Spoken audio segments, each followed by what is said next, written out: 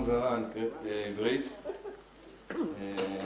פשוט שלא יצטרכו פה עוד מתורגמן לעניין הזה.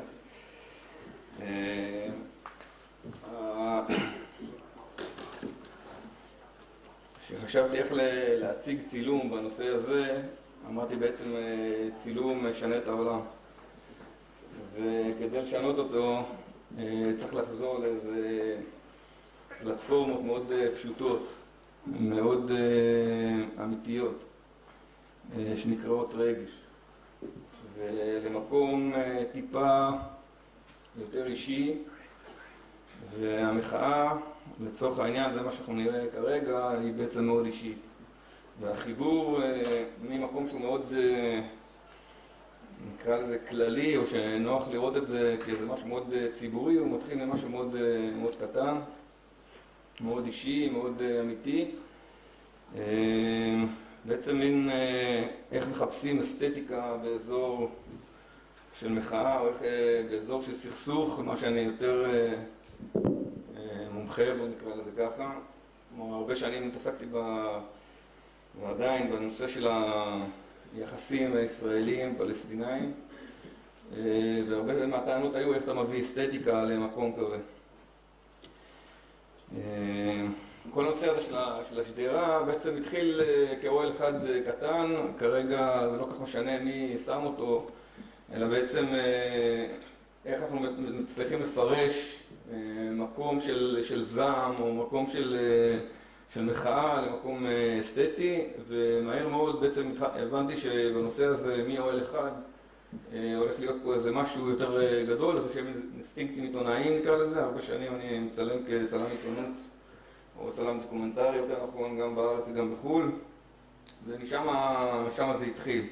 עכשיו, בתוך הדבר הזה, שזה בא מאיזה מקום של איזו תשוקה מאוד גדולה לנושא הזה הוויזואלי, והמחקר שנעשה תוך כדי השוטטות ותוך כדי החיפוש אחרי הצילום או הפריים שיסמן את הסיטואציה הזאת.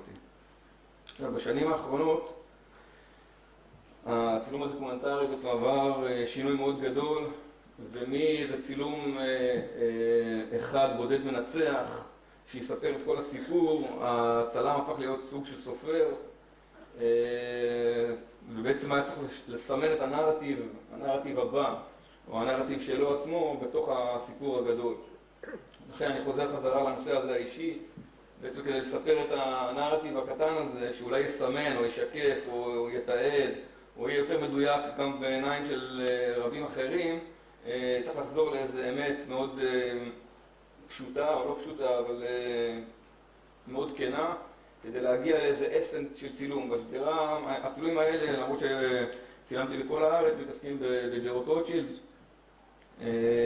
ובנרטיב הזה של משבת לשבת, כמו שאומרים, מהפגנה להפגנה, שהנושא ההפגנתי, כמו הצילום הזה, תופס פחות ופחות כוח, אלא יותר הדברים, הג'סטות הקטנות, שבו בעצם המרחב הציבורי מופקע למרחב פרטי. ומה אני מתכוון? בעצם אחד הדברים שבאו לידי ביטוי במחאה הזאת הספציפית, זה שאנשים בעצם הוציאו עברו עם האוהלים, עם האוהלים עברה האינטימיות, עם האינטימיות עברו הג'סטות, והאסתטיקה של השדרה בעצם הולכת ומשתנה, וגם שפה חדשה נרכשת תוך כדי ההליך הזה. אחד הדברים שהדהימו אותי זה בעצם המקום הזה של כמו הצילום הזה שאנחנו רואים כרגע, שבעצם אנשים הוציאו את הקרביים הקטנים, את השפה הזאת של יד הטלוויזיה, איזה שטיחון שנמצא בשירותים או כל דבר אחר לתוך השדרה, וכל המבט בעצם משתנה והשטח הציבורי משתנה. פעולות כמו הסוג הזה עד לפני 3 חודשים לא נראו לגיטימיות וגם לא הגיוניות כל כך בתוך הדבר הזה. עכשיו, בתוך הנושא הזה, אם אני מאמין שחלקכם הגדול היה שם או עבר שם או שראה בטלוויזיה, מי שהוביל את המחאה והביא לשם הרבה מאוד אומנים והביא לשם הרבה מאוד מיצגים ודברים כאילו שהם מעניינים כשלעצמם, אני מבחינתי ניסיתי לנקות את זה ולהישאר עם איזה אסנט מסוים בתוך הדיבור, ובתוך הדיון, ובעצם להתכתב עם צלמים יותר גדולים דוקומנטריים שהתעסקו גם בשפה הוויזואלית הזאת, כלומר של שחור לבן. אנשים כמו ג'יל פרז, כמו סלגדו, כמו יוג'ין ריצ'רד ואחרים, שבעצם היו מאבות השיטה של אותו צילום. שהצילום הזה בעצם מה שהוא מנסה על ידי שעות של הסתובבות ושוטטות שם, למצוא, באמת לנקות את הרעש ולהגיע לאיזה אסן מסוים שייצור איזשהו דימוי חדש שידבר בשפה שלך, כבר לשמור על האני שלך בתוך העשייה הזאת, בתוך המקום הזה, ולהאמין בו, כמו שאומרים, כי זה בעצם כל הזמן איזשהו, אני אומר לתלמידים שלי שסכיזופרניה די מומלצת, כלומר לייצר איזשהו שיח שגם תוך כדי ההצבה של הפריים אתה מציב שאלות על הקיום של זה, על הנכונות של זה, על הדיוק של זה, על המרחק בין אותם סיטואציות. אחד הדברים הטכנולוגיים שהתאפשרו, שהם חדשים לכאורה, זה בעצם כל המצלמות החדשות מאפשרות עבודה באסה מאוד גבוה, כאילו רגישות לכאורה של סרט או של CCD מאוד גבוה, וחלק גדול מהצילומים האלה שנעשו אל תוך הלילה עובדים באסות של 6,000, 12,000 אסה, 25,000 אסה, כלומר מקומות שבעצם אם אני רק אזרוק ככה איזה נקודה, כי זה באמת זמן קצר כדי לדבר צילום בהרחבה, אלא זה בעצם דברים שהעין כבר לא רואה. בעצם עד היום בדרך כלל הראייה הייתה הרבה יותר רגישה מהסרטים או הטכנולוגיה שהייתה.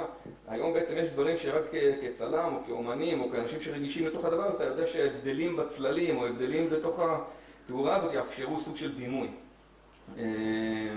הנושא הזה של בעצם בתוך הנרטיב הזה שדיברתי, מאפשר גם נושא של איזה טקסט, גם מיומנויות שנרכשות ממך כצלם, כי זה שאתה אולי צלם בסדר, לא אומר שאתה יודע לכתוב טקסט, אם הטקסט בעצם צריך להגיע בתוך הצילום. אני אתן איזו דוגמה קטנה, כשאתם מסתכלים על הצל של המזרונים האלה, אתה מבין שבעצם נשענו באיזשהו מקום מסוים באיזה מחסן, וחלק מהם נחשף לשמש וחלק לא, וחלק נשמר כאילו בצבע המקורי שלו וחלק לא, ופתאום הם הפכו להיות איזו פינה מאוד אינטימית ומאוד מובנת כאילו מאליה לגבינו, והטקסטורות של השדרה יחד עם המזרונים הפשוטים האלה סימנו איזשהו משהו בתוך המעבר, כאיזשהו אסתטיקה מסוימת. זה מה שאני ממש תיכוני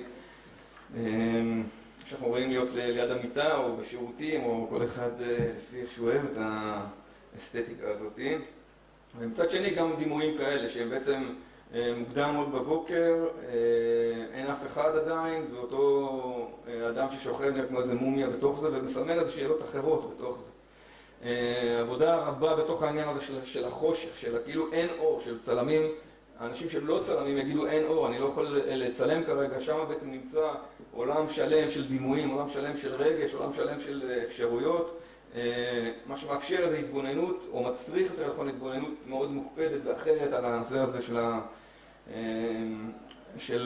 של צילום בכלל. בתוך הסדרה כמובן היו סיטואציות יותר מיניות, יותר אלימות, יותר מכל דבר אחר, ואתה בעצם מתבונן מאוד מקרוב כחלק מאותה עשייה, כחלק מאותה מחאה, כחלק מאותו מקום שאתה אומר, שימו לב מה קורה פה. זה היה עוד חלק מהזמן לפני שגלעד שליט שוחרר, ובעצם אתה מחפש איזו שפה אחרת, אישית, שתיתן איזה שינוי בתוך זה. בתוך הדבר הזה, בעצם בזמן הזה פרסמתי ספר על אותה מחאה, כחלק מאותה מחאה, אך התיעוד ממשיך. ומאפשר איזו התבוננות אחרת על המציאות, ומזמין בעצם אתכם לצורך העניין, אם נחשוב ששנייה לפני זה, זה היה כאילו איך זה יכול להיות, עכשיו זה בעצם הופך להיות האבסורד שבתוך זה, או שהנבואה שהגשימה את עצמה בתוך אותם צילומים. זה מזמין אתכם להתבונן אולי אחרת על המקום שאנחנו נמצאים בו, על המקום הקטן שלנו פה מסביבנו, ולאפשר לנו איזה מבט אולי אחר על מציאות מאוד מורכבת ישראלית. ושוב תודה רבה לכם.